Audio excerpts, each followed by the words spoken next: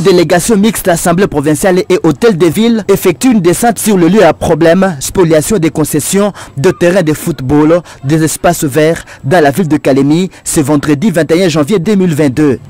Dans le cadre du contrôle parlementaire, le vice-président de l'Assemblée provinciale du Tanganyika, l'honorable Alexis Katempa, a été dans plusieurs endroits de la partie nord de la ville de Kalemi, où plusieurs dossiers fonciers opposent les nouveaux acquéreurs d'une part, et de l'autre, la population qui évoque la spoliation des terrains de foot. Outre ce cas, l'honorable Alexis Katempa est allé écouter les indignations de la population sur les conflits parcellaires qui deviennent récurrents au point de susciter des probables perturbations de la paix sociale. Outre constat est l'occupation illégale des servitudes de l'État par des riverains à certains endroits, même des routes totalement barrées par des clôtures parcellaires. À toutes ces réalités, le vice-président de l'Assemblée provinciale du Tanganyika, l'honorable Alexis Katempa et monsieur le maire de la ville de Kalemi se sont résumés en ces termes. Je suis avec les chefs de l'entité, le maire de la ville de Kalemi.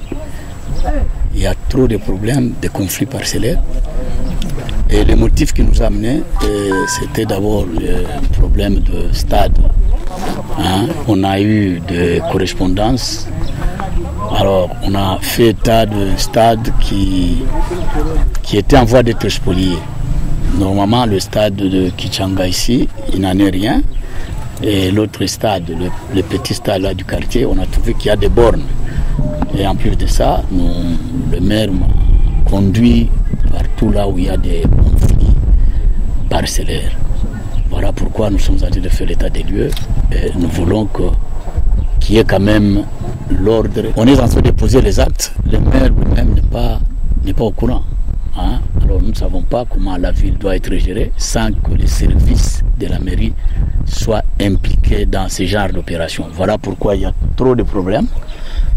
Les routes sont barrées, tout ça, alors que ce sont des routes, des avenues qui doivent servir de l'urbanisation de la ville. La loi leur reconnaît des produits de CEDI pour qu'on connaisse un peu de régulariser la gestion de la ville et éventuellement aussi de la province du Tanganyika. Parce qu'il y aura d'autres villes qui vont naître, ils connaîtront le même problème. Il y a la ville de Kaozi, il y a la ville de Manono, il y a la ville de Kongolo. Mais si rien n'est fait, si c'est tous ceux qui gèrent les fonciers se croient qu'ils sont au-dessus du maire, ils dépendent de la province, ça n'ira pas. Parce que j'étais une fois ici, vous verrez qu'il y a un réseau de la régie des eaux.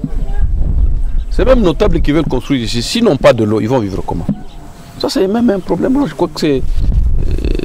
on ne peut pas vivre en ville comme on est au village. Si nous aimons notre ville, nous aimons que chacun doit savoir se gêner pour ne pas gêner les autres. Parce que là, ils sont la quiétude des autres populations. Or, moi, je suis une église au milieu du village. Moi, c'est la cohésion sociale, c'est les vivre ensemble. Il ne faudrait pas qu'on soit dans une ville où il y a le plus fort et les faibles. Et la loi, c'est la loi du plus fort. Mais les plus forts sont protégés, les faibles, allez. Cette mission, conduite par le vice-président de l'Assemblée provinciale Alexis Katempa et le maire de la ville de Kalemi, Gédéon Kakouji Kalama, avait pour objectif de faire les constats de tous les sites à problème avant de prendre des mesures en faveur de la population.